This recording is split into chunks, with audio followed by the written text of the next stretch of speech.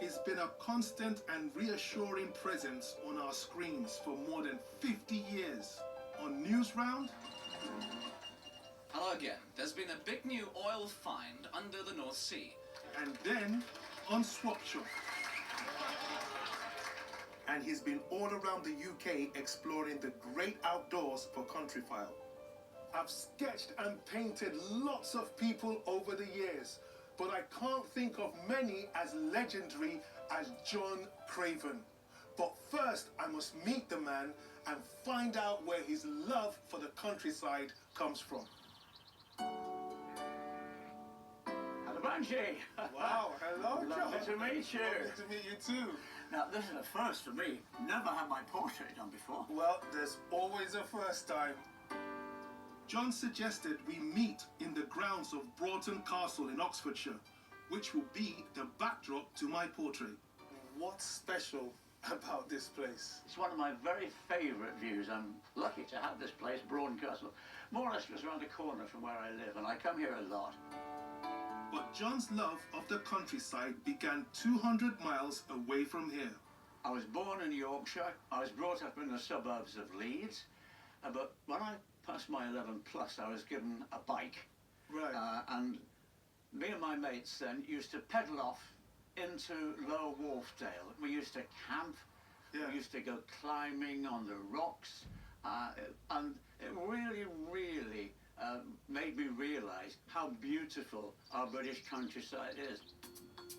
After leaving school, John pursued a career in journalism, making TV history as the first presenter to front a news show for children.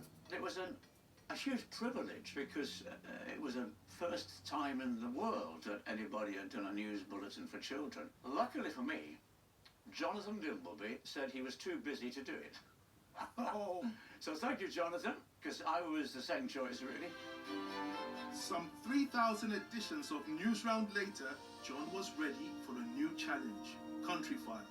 He joined the show in 1989 and has been exploring every corner of the UK since. Now, he's written about it in Countryfile, the year in the countryside. It covers a vast range of subjects, everything from sticklebacks to standing stones and everything in between. All the flora and fauna you could possibly find is here and described in this book. And do you have a favourite place? Take me to the coast any time and I'm a happy man. It's such a strange experience, this, you know. I know, I know the Hearing feeling. at me again and again. You know, it's the only way I know how to do it. How healthy is the countryside now?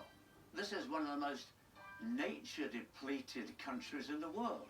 1 in 6 of all species are under threat of extinction, you know, from hazel dormice to turtle doves. We have a crisis in the shortage of trees in this landscape. Yes. We have to do something to protect our glorious countryside.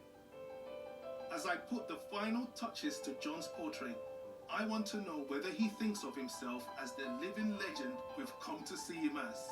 I don't really like being called a legend because, you know, I'm getting on a bit, but I still feel quite useful. I would say you are a legend, but why do you think over the years you've endeared to people's hearts?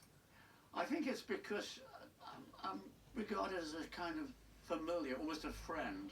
To this day, you know, people come up to me and say, thank you for being part of my childhood. Thank you for telling me what's happening in the world. Right. I have done this in some crazy hours and... Right, 3 hours I've been sitting still. Moment of truth. Right. All right. Wow. That is great.